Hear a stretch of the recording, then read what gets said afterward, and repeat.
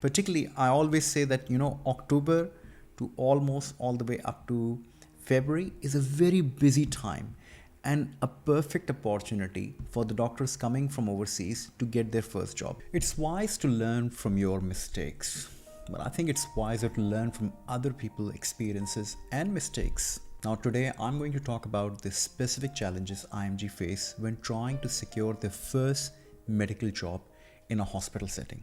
And it's everywhere. For example, in the US, the issues lies within the strict visa regulations and highly competitive residency matches. It can be quite a complex and narrow pathway that discourage many of the doctors early on in the process. In the UK, we all know it. The large influx of IMGs make it a highly competitive feat. And now, with the introduction of physician associates, almost 20% of the junior doctor roles have been eliminated. This creates even fewer job opportunities for young IMGs who are flocking into the system. And then there's Australia. Many IMGs are uncertain about where to start the process and how to actually start the work. What's the first step? And despite these uncertainties, approximately 5,000 of new IMGs registered in the last 2 years in Australia. Now, there's a steady increase in IMGs registration from 2022 to 2024, showing that the opportunities do exist. And if you know where to look and how to approach the process, then obviously you will be able to find a job. You'll see most comments in my videos will be doctors asking about the chances to secure a job in Australia. For example, there'll be a comment saying that, "Hi doctor, I have had 1 year of internship and 6 months of RMO experience in ONG and courses and essentially no gap. What are my chances of getting into ONG training?" Then there'll be a comment about, "Hi doctor, I have 4 years of experience in cardiology and MD, and how easy will it be to get a job in cardiology?" Then there will be comments like, "I have not done my internship," or "I have only done MBBS from China or Russia or Ukraine. And then I also have a large career gap. What are my chances? Because I cannot go back to do, the registration equivalence exam back in India or Pakistan. I want to come directly to Australia." Now, I get it. The reasons behind all of these questions is to have some sort of assurances before investing time, money, and efforts in what will be a very lengthy process. But this is also the first step of uncertainty or doubt that will make the entire process harder. Plus, there is a process to follow. And the better you do your applications, experience building, and presentation of CV and interview along with a number of applications, the better are your chances. But don't take this as a final word. Whilst researching for this video, on an actual AMC website, I came across some real life stories of IMGs who have successfully navigated the process to inspire and guide you on your journey. So here's some of the stories. For example, there's Dr. Naj's story. His actual name is Dr. Naj Sumro. He took a unique path, migrating from Pakistan with multiple qualification, MBBS and MPH and PhD. I think he may have done MPH and PhD here. And then working as a lecturer and researcher before gaining permanent residency. So he's taken that long-winded route of getting a permanent residency through, doing the research and PhD, and then getting onto the bandwagon of AMC exam. And it took him, I think, about 14 months and 37 applications to secure his first role. And that process sort of stretched about 3 years. But the message is persist and prevail, and the success would be yours. And there's Dr. Deborah's story. Dr. Deborah is a single mom and now working as a consultant. She moved from the UK at a very early stage as an FY2 or foundation year 2. She opted for, at that point, competent authority pathway, a more streamlined process for non-specialist doctors, especially coming from the UK. And she recommends going for a specialist pathway is only recommended if you plan to stay in Australia long term, which I think most of the people. Dr. Naughty came from Philippines, having completed his degree and internship. He completed his AMC exams through standard pathway in 6 months, which is a relatively short span of time because he was a fresh and out of medical school, and I think everything was quite clear in his mind. And recognizing his lack of experience, he enhanced his CV, improved his English language skills, and practiced for interviews. And within 6 months and 5 interviews, he found himself a first job in rehabilitation department of hospital in northern New South Wales. Now, Dr. Naughty's quick turnaround shows that preparation and targeted improvements can significantly shorten your job search. Particularly, I always say that, October to almost all the way up to February is a very busy time and a perfect opportunity for the doctors coming from overseas to get their first job, because this is almost unofficially a second round of recruitment. As this video is all about why you're not able to find your first job, I'll highlight some of the reasons and then their solutions. So number one reason is skills and expertise are limited. Number two, clinical gaps. Number three, not applying enough jobs. That's really interesting because it's still a thing. Number four, randomly applying for jobs or applying with the same CV. Number five, CV and applications are of poor quality. Interviews would be the number six. Seventh is the area of specialization is highly competitive, like surgery or dermatology or cardiology. Number eight, the areas that you are targeting are very competitive due to a busy hospital, which is predominantly in an urban location and a priority for a local graduates. Number nine, I'll give you the solutions based on the conclusion from this conversation. So let's begin the process. It is very easy to differentiate a doctor with good experience and skills versus the one who is making up a good experience on the CV. Part of it is presentation in your CV, but it is the interview and the clinical scenario approach to that interview that spills the bean how strong really are your credentials. Also, many IMGs find that their clinical experience and skills don't immediately align with what's expected in Australian healthcare system as a junior doctor. Here, the doctors are expected to work harder during the shift, and if you don't have the right skills, you will not be picked up. And as I said, the interview is a very clear, defined pathway from that point of view. Also, employers are super cautious about the scope of your previous experience. If it's not very well articulated in your CV or cover letter, they will not even shortlist you. Now, gaps in clinical practice due to immigration, exams, or family reasons can appear as a negative to potential employer. It is important to address these gaps directly and show how you have kept up with your medical knowledge and skills.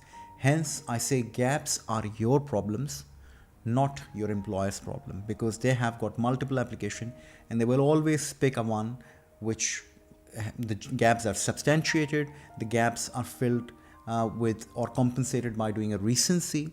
So just be careful. If you've got a large gap, compensated with recency. If you've got a large gap, do make sure during that recency you do the skills building with your courses and other CPD activities. 100 applications for 10 interview for one job offer. That's the rule I always advise. Recently, I was talking to a specialist who got his specialist comparability application in general medicine. He said to me, "Doctor, I have only had 3 interviews and did not succeed in any of them." To my surprise, he had only applied for 8 jobs. And that's truly remarkable that he almost has 50% shortlisting rate. But his limitation seems to be seriously disadvantaging him because he's not entering very well. Now, applying for roles that are either overmatched or undermine your experience level can hurt your chances. Target roles that align with your qualifications and experience perfectly. This involves more digging and being more specific. Now, I agree, for journal recruitment campaigns, that is unlikely to be the case. But for individual jobs in the second round recruitment in peak season of October to January, please have a strategy and apply smartly. And you will find those individual jobs that align with the jobs that you are currently doing in India or Pakistan or Sri Lanka or any other countries. Sending out a same generic CV to every job does not work. Each role has its own requirement. To make sure that your CV and cover letter are tailored to fit the position is going to be vital. And you know, I've done this mistake. I used to use the same CV, maybe tweak it a little bit, but then it just never got me any shortlisting. I know it's tedious, it's hard, but it is your first job. And in order to strike the balance, you may have to invest a little bit of time. I've had doctors with excellent experience, with so many shortlistings, but unable to crack the interview. And trust me, I have been there myself too. Medical interviews in Australia are like OSCEs, assessing not only your knowledge, but also your communication and problem solving skills in a very short span of time. You need to practice, and given short specific answers with real clinical examples from your own experience. When you're applying as a specialist after comparability outcomes from respective colleges, you're already applying for a very senior and limited number of jobs. Plus, you might already be a specialist in your own country, having no time for searching. Plus, if you belong to one of the specialties which is in demand, like surgery or dermatology or cardiology, then the competition is going to be even more stiff.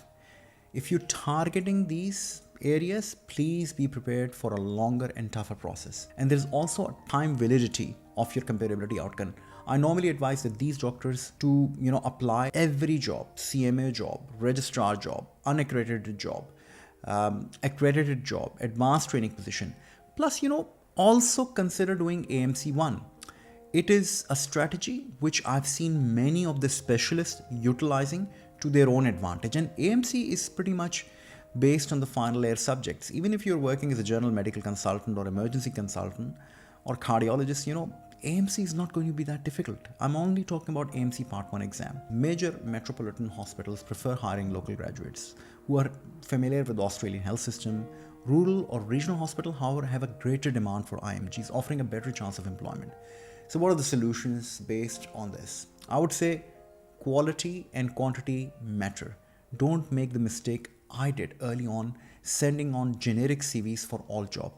Tailor your CV and applications for each role, focusing on specific requirements in the job description. This will greatly improve your chances of getting shortlisted. Not all hospitals are friendly for IMGs. And if you're wasting your time and energy for the major Sydney hospital or Melbourne hospital, that's fine. If you've done AMC 1 and AMC clinical, that's good, because some of those hospitals prefer people for AMC clinical. So that's what I'm saying, that AMC clinical is going to be that unsaid rule from next year onwards, that if you haven't got AMC clinical, the people who are now increasing in quantity with AMC clinical, they will be preferred. Particularly, I always say that, October to almost all the way up to February is a very busy time and a perfect opportunity for the doctors coming from overseas to get their first job, because this is almost unofficially a second round of recruitment. Research the hospital that have a history of employing the IMGs based on AMC 1 or AMC clinical, as they often have structured support system to help you integrate in their hospitals. I'll provide a list of these hospitals by the state in the description, and register in our complete career guidance package or specialist job applications to help target those jobs, as we send jobs from all of these IMG friendly hospitals to all of you. So you don't have to do the search. You don't have to worry about where these IMG hospitals or friendly hospitals are. You just follow that group. We send out the job, you apply the job. We also help you curate your CV and prepare the interview as well. Prepare it like it's an OSCE exam or another AMC clinical exam or your final specialization exam. And prepare it thoroughly for every question that you've collected from any source. Practice your answer using a STAR approach, STAR, that is situation, task, action, and result format. And use real clinical example that may have happened to you. When you use your own clinical experiences, it just makes so much sense. And that's where you highlight that I'm a doctor with experience. It doesn't really matter if your experience is an intern level. It doesn't really matter if you've got very senior level experiences. What matters is the genuineness, originality. Now, feedback from mentors or mock exam and interviews can make a huge difference. So sit down amongst your friends, practice. There are 50% chances that you've been shortlisted. The rest 50% is purely dependent on you and based on your interview preparation. Now, networking, gain experience. Don't miss any opportunity to set foot in a hospital, whether it's for a volunteering, attending a workshop, or taking a short course. Networking with doctors, staff, and having that workshop listed on your CV that I've done this workshop in this hospital, I've done this course in this hospital.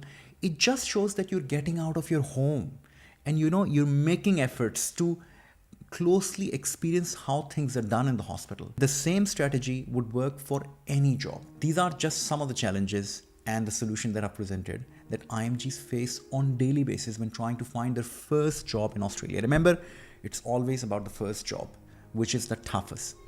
I know the journey is hard, but with the right strategy and perseverance and preparation, you can achieve your dream of practicing medicine here in this country, which I think is the best country to practice medicine, both for training and GP roles. Look after yourself and each other, and I'll catch you in the next video. Goodbye.